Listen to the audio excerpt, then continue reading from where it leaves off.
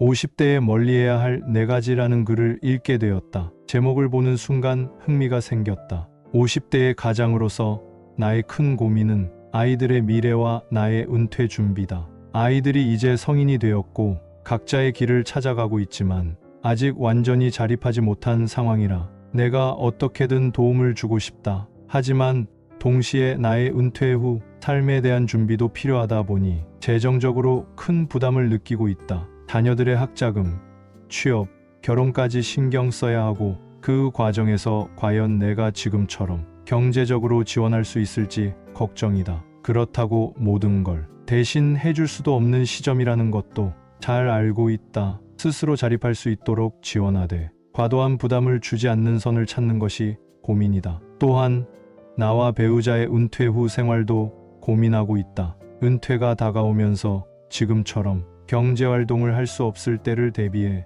얼마나 준비가 되어 있는지 연금과 저축은 하고 있지만 예상치 못한 의료비나 생활비에 대한 걱정도 떠나질 않는다. 50대가 인생의 중요한 전환점이라는 말은 공감할 수 있었다. 나도 그 시절을 지나왔고 이미 인생의 우여곡절을 많이 겪어봤으니까 이 글을 읽으면서 마치 50대의 내가 나에게 조언을 해주는 기분이었다. 첫 번째로 쓸데없는 곳에 돈 쓰기를 멀리하라는 대목에서는 입꼬리가 슬쩍 올라갔다. 50대가 되어서야 깨달은 사실이지만 정말 돈은 어디에 쓰느냐가 중요하다는 걸 절실히 느꼈다. 예전에는 아이들 학원비며 최신 전자기기, 유행하는 옷에 돈을 썼지만 이제는 돈을 쓰는 기준이 완전히 달라졌다. 그리고 솔직히 말하면 젊은 시절엔 남들 눈치를 보고 허세를 부리기도 했다. 하지만 그때 내가 나한테 허세 부린 것 같다.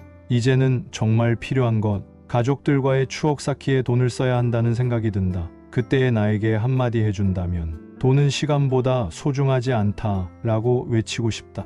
정치나 종교로 대화를 시작하지 말라는 건 진리다. 친구들과 만나면 종종 정치 이야기를 꺼냈다가 의견 충돌이 있었던 적이 있었다. 특히 우리 모임에서 누구는 보수, 누구는 진보로 나뉘었을 때는 갑자기 분위기가 싸늘해지기도 했다. 어쩔 땐 다 같이 떠들썩하게 웃다가도 정치 이야기 한마디에 갑자기 조용해지곤 했지. 그때마다 내가 또 실수했구나 하고 후회했다. 그 후로는 절대 그 주제를 꺼내지 않기로 결심했지. 가장 재밌었던 건 경조사 챙기기에 대한 부분이었다. 젊었을 때는 친하지도 않은 사람들의 경조사까지 챙기느라 시간을 많이 허비했다. 어떤 때는 너무 피곤해서 내 가족 행사도 제대로 참여 못했을 때가 있었다. 하지만 이제는 그렇지 않다. 진짜 중요한 사람들에게만 에너지를 쏟는 것이 맞다는 걸 깨달았다. 얼마 전에는 어떤 회사 동료의 결혼식 초대를 받았는데